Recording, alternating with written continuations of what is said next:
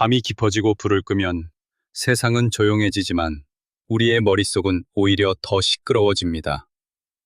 낮 동안 누군가와 나눴던 대화, 혹은 몇 년 전의 사소한 말 한마디까지 떠올라 잠을 방해하곤 합니다. 왜 그때 그렇게 말했을까? 상대가 내 말을 오해하지 않았을까?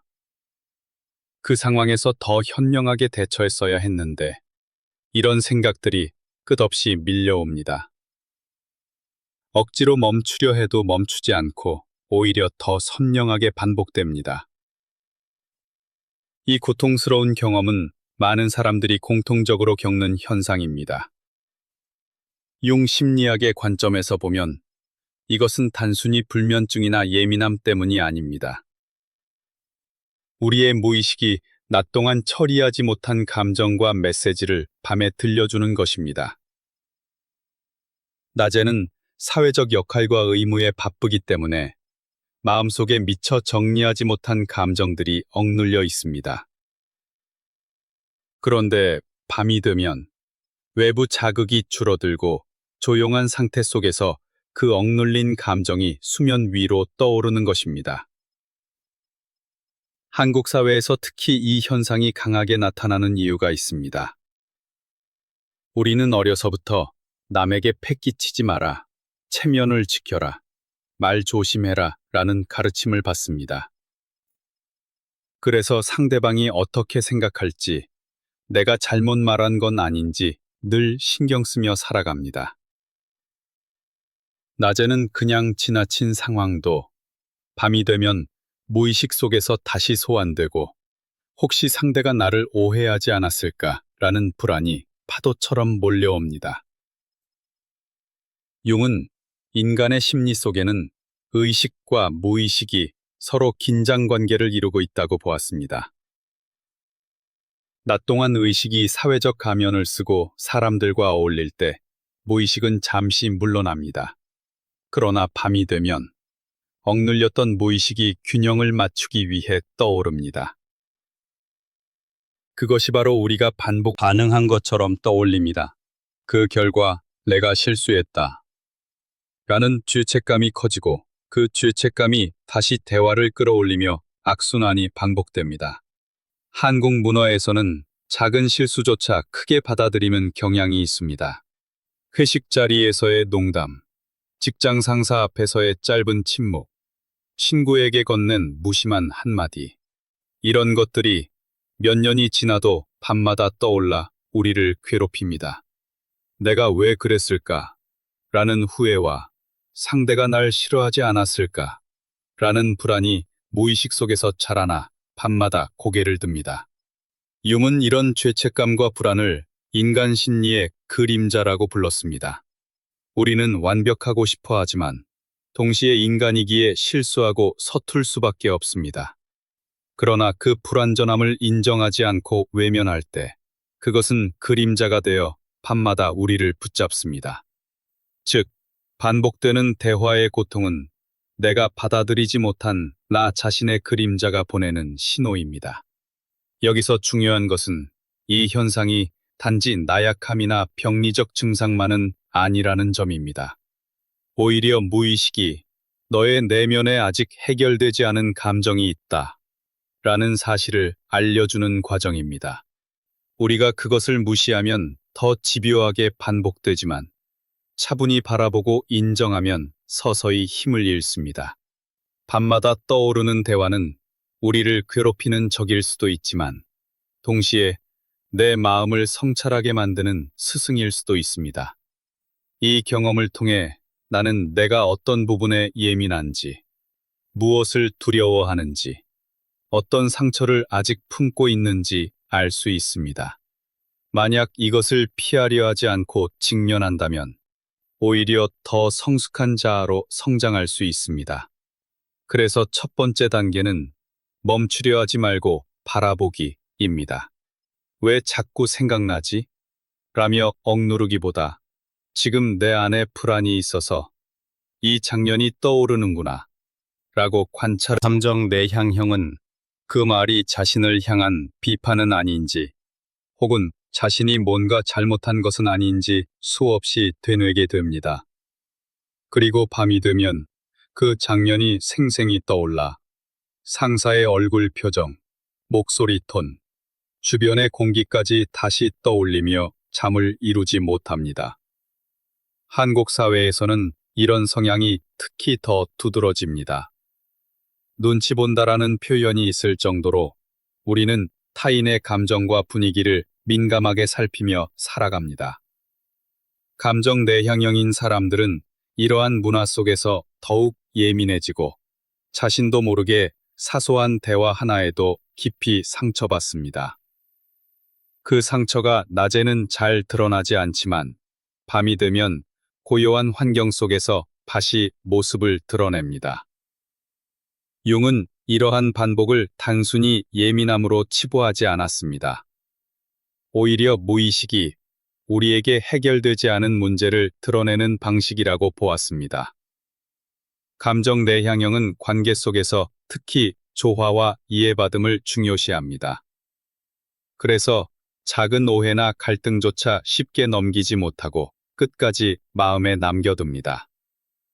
반복되는 대화의 기억은 그만큼 이 관계가 내게 중요하다라는 무의식의 표현일 수도 있습니다. 문제는 이 반복이 시간이 지날수록 왜곡된 형태로 강화된다는 점입니다. 예를 들어, 친구와의 대화에서 사실은 별일 아닌 말이었는데, 밤에 되새기다 보면 점점 더 큰 의미를 부여하게 됩니다. 혹시 친구가 나를 불편해하는 건 아닐까? 내가 너무 이기적으로 말한 건 아닐까? 와 같은 생각이 꼬리를 물며 커집니다. 실제보다 훨씬 부정적인 해석이 덧붙여지고 그 결과 불안과 죄책감이 증폭됩니다. 이 과정은 뇌의 기억 처리 방식과도 관련이 있습니다. 낮 동안 경험한 사건은 뇌에서 재정리, 과정을 거치는데 이때 감정이 강하게 결합된 기억은 쉽게 집단의 조화를 중시하기 때문에 갈등이나 오해가 생기면 스스로를 탓하는 방식으로 문제를 해결하려고 합니다. 내가 더 참았어야지, 내가 잘했어야지 라는 생각이 무의식적으로 자리 잡고 그 결과 밤마다 대화를 반복하며 자신을 괴롭히는 악순환이 이어집니다. 융은 이런 상황을 단순히 불행한 성향으로 보지 않았습니다.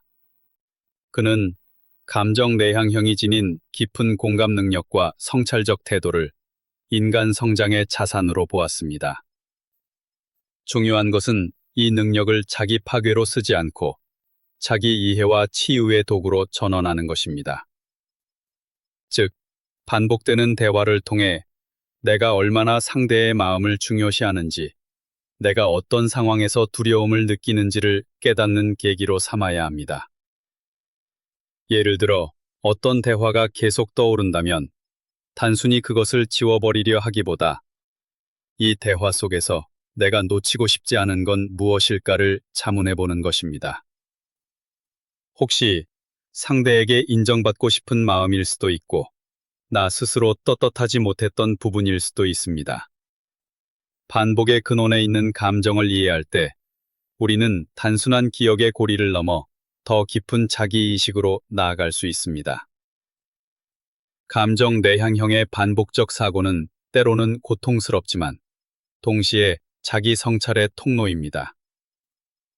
이 과정을 통해 우리는 무의식에 묻어둔 상처와 욕구를 발견하고 그것을 의식 속으로 끌어올려 치유할 수 있습니다.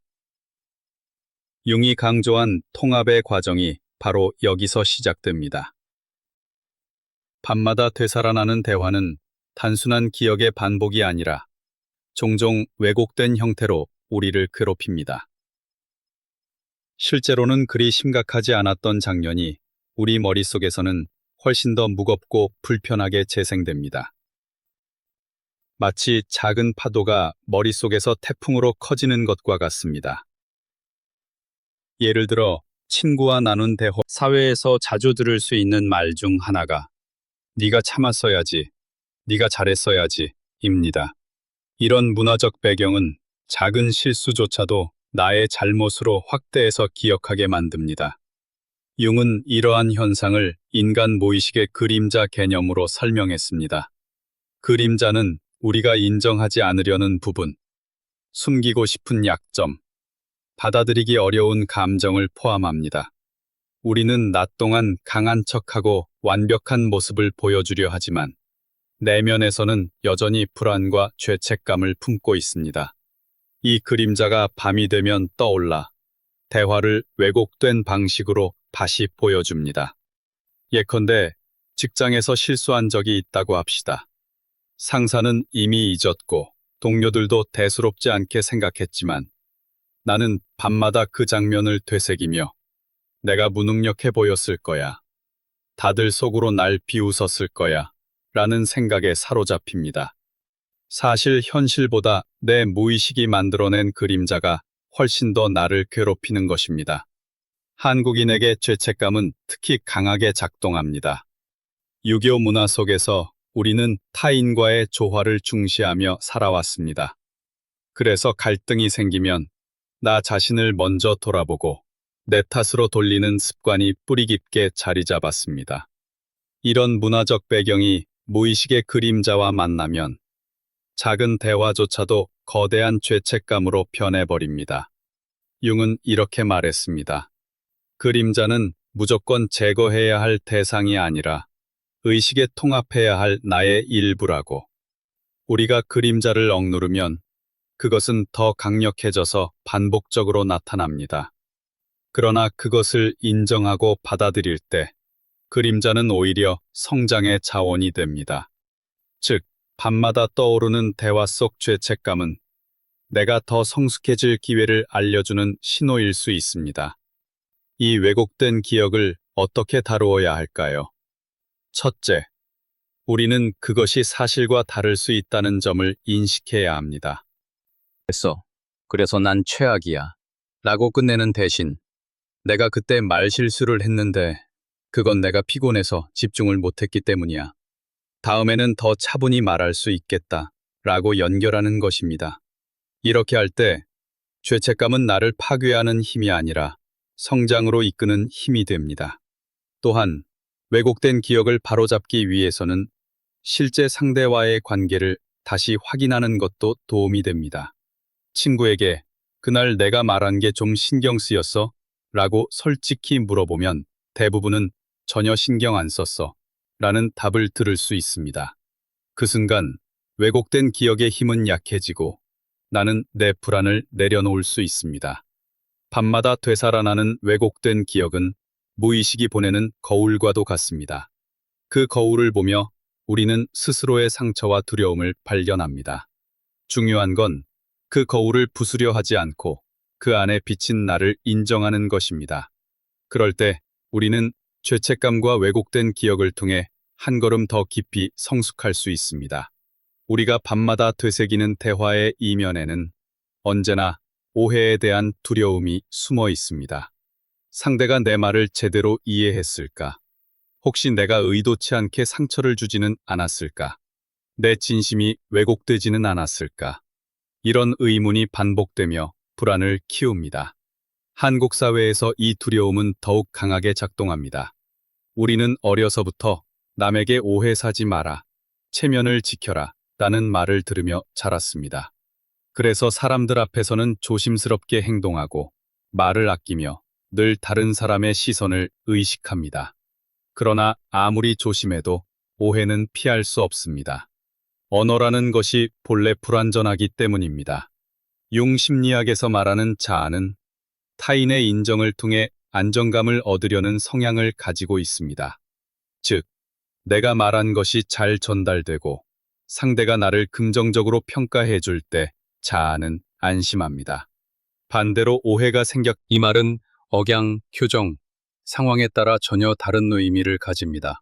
정말 괜찮다는 뜻일 수도 있고 사실은 전혀 괜찮지 않다는 신호일 수도 있습니다.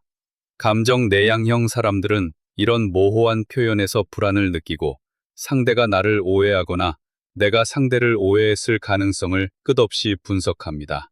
그 과정에서 대화는 점점 더 무겁고 불편한 기억으로 변합니다. 융은 오해에 대한 두려움이 결국 타인에게 인정받고 싶은 욕구에서 비롯된다고 보았습니다. 우리는 누구나 이해받고 싶어하고 있는 그대로의 자신이 받아들여지기를 원합니다. 하지만 현실은 늘 그렇지 않습니다. 타인은 자기만의 시각과 한계를 가지고 있고 나의 진심을 온전히 받아들여주지 못할 때가 많습니다. 그때 우리는 깊은 상처를 받고 그 상처가 밤마다 반복되는 기억으로 되살아나는 것입니다.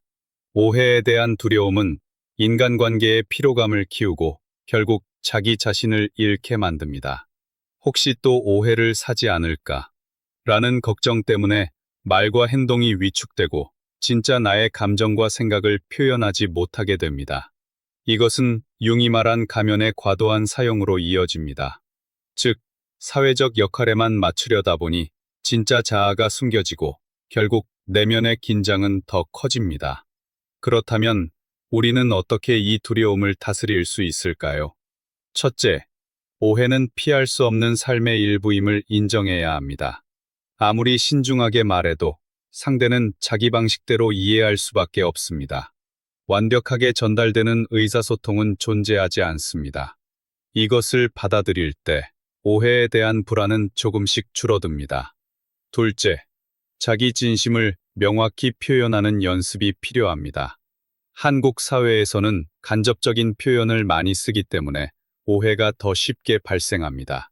그러나 때로는 용기를 내어 내 의도는 이런 거였어 라고 솔직하게 말하는 것이 오해를 줄이고 불안을 해소하는 길이 됩니다.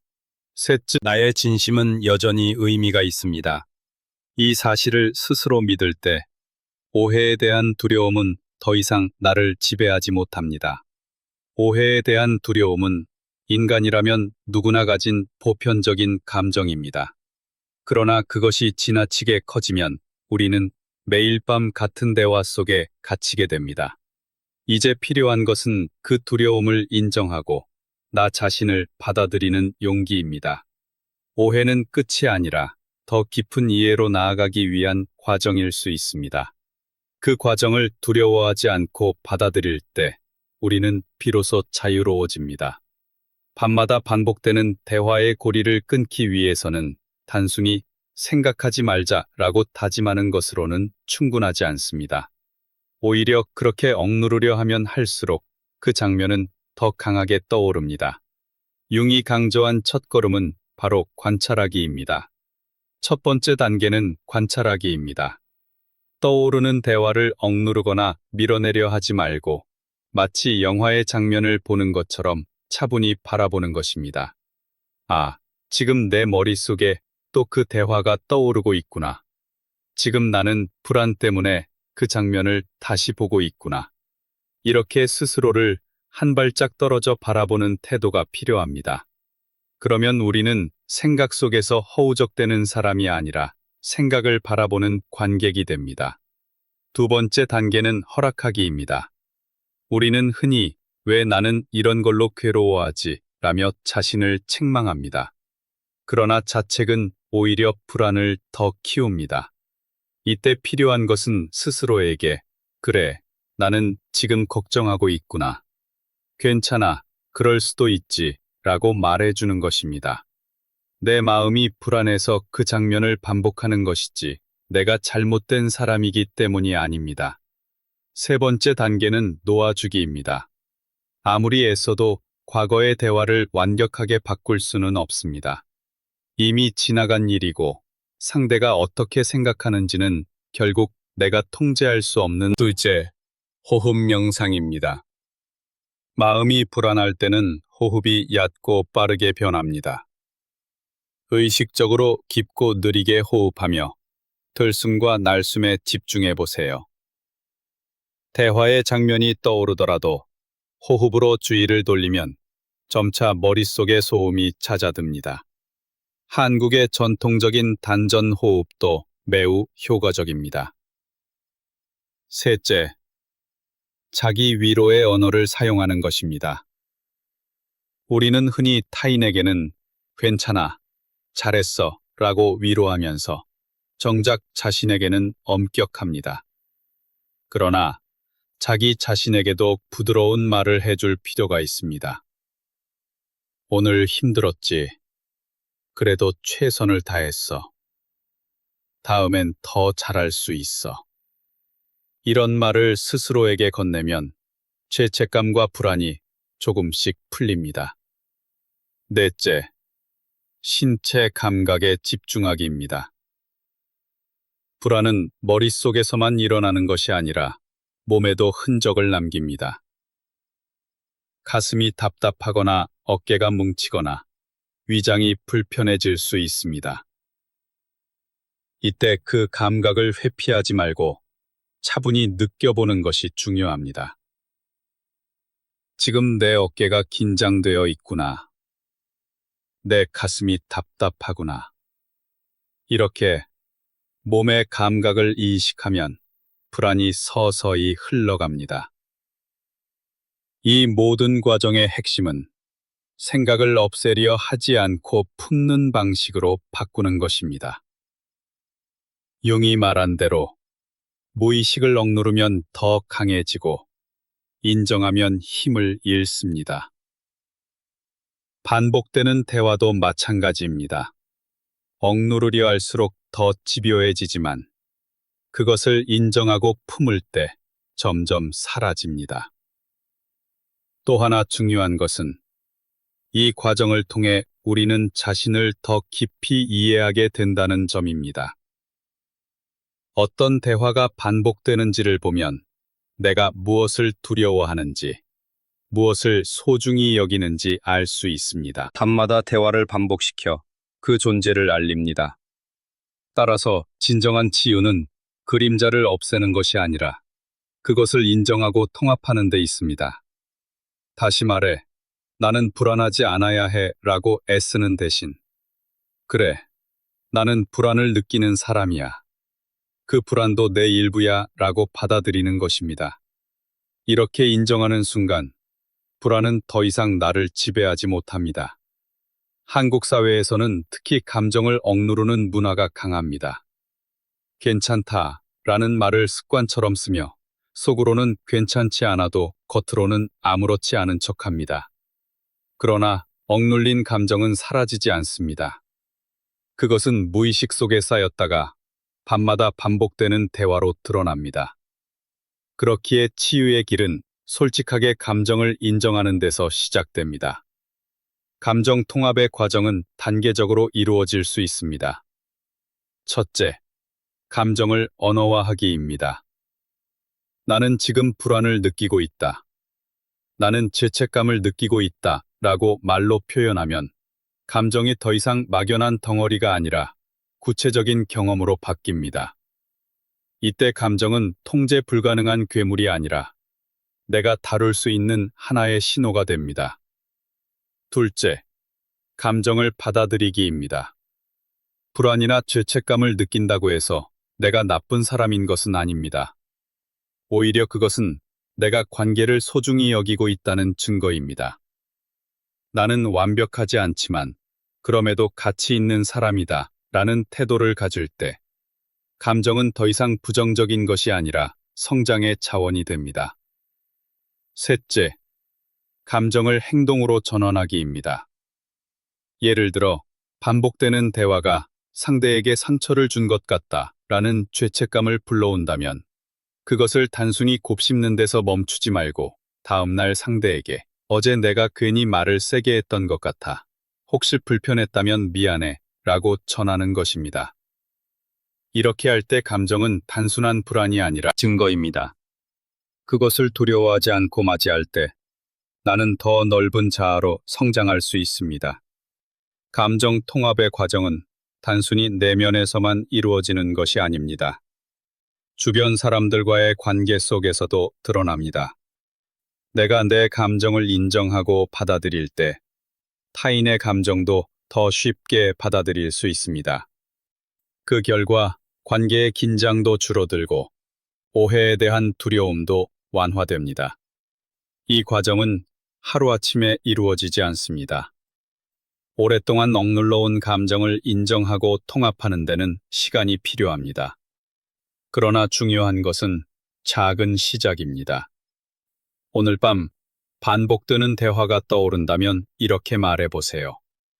그래, 또 그 장면이 떠오르는구나. 괜찮아. 나는 지금 불안을 느끼고 있어. 하지만 이 불안도 나의 일부야.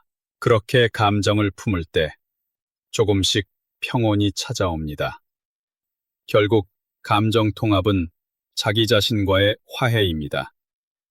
불완전한 나를 있는 그대로 받아들이는 순간 나는 더 이상 과거의 대화에 매이지 않고 현재의 삶을 살아갈 힘을 얻게 됩니다. 이것이 바로 융이 말한 치유와 성장의 길입니다. 밤마다 반복되는 대화에 사로잡히는 것은 결국 현재를 놓치는 것입니다. 과거의 말과 작년에 붙잡혀 있으면서 오늘 내가 누릴 수 있는 평온과 기쁨을 보지 못하게 됩니다. 낮에 가족과 함께 나눈 웃음, 창밖에 스쳐 지나가는 계절의 아름다움, 내가 이룬 작은 성취조차 마음에 담기지 못합니다. 내 의식은 어제의 대화에 갇혀 있고 그 결과 나는 오늘을 잃어버립니다. 융은 인간의 성장은 과거를 지워버리거나 도망치는 것이 아니라 그것을 의식 속에 통합해 현재를 살아가는 것이라고 했습니다. 즉, 과거의 대화가 떠오른다고 해서 그것을 적으로 여기지 말고 그 속에 담긴 메시지를 이해하고 현재의 나와 연결하는 것이 중요합니다. 안정을 찾고 과거의 대화에 집착하지 않게 됩니다. 한국 전통 문화 속에도 현재로 돌아오는 지혜가 있습니다. 차를 마시며 마음을 가라앉히는 타도, 조용히 걷는 선비의 산책, 혹은 짧은 기도와 참선. 이런 행위들은 모두 현재 순간에 머무는 연습이었습니다. 우리는 과거의 대화에 갇힐 때일수록 이런 단순한 행위로 현재를 회복할 수 있습니다. 무엇보다 중요한 것은 자기 자신에 대한 태도입니다. 우리는 흔히 내가 왜 이렇게 미련할까? 왜 이런 생각을 못 끊을까? 라며 자책합니다. 그러나 그렇게 스스로를 몰아세우면 오히려 더 깊이 과거에 갇히게 됩니다. 현재로 돌아오는 길은 자기 비난이 아니라 자기 이해에서 시작됩니다.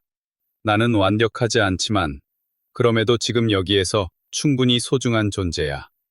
이 말을 스스로에게 해주는 순간 우리는 비로소 과거의 대화에서 벗어나 현재의 삶을 살아갈 힘을 얻게 됩니다. 융은 인간의 심리가 본질적으로 긴장과 갈등 속에서 성장한다고 보았습니다. 과거의 대화가 밤마다 반복되는 것도 결국은 나를 성장시키려는 무의식의 과정입니다. 그렇기에 그것을 무조건 없애려 하지 말고 그 안에 담긴 의미를 찾아야 합니다. 그 의미는 나를 더 성숙한 인간으로 이끄는 길잡이가 될 수 있습니다. 이제 저는 여러분께 묻고 싶습니다. 오늘 밤도 어제의 대화 속에서 스스로를 괴롭히며 잠 못 드실 건가요? 아니면 그 대화를 부드럽게 놓아주고 내일의 나를 위해 눈을 감으실 건가요? 완벽하지 않아도 괜찮습니다. 이해받지 못해도 괜찮습니다. 중요한 것은 내가 나 자신을 이해하고 품어주는 것입니다. 오늘 내가 나를 품는 순간, 과거의 대화는 더 이상 적이 아닙니다. 오히려 나를 성장으로 이끄는 스승이 됩니다. 그리고 나는 드디어 현재를 살아가는 자유로운 존재가 됩니다.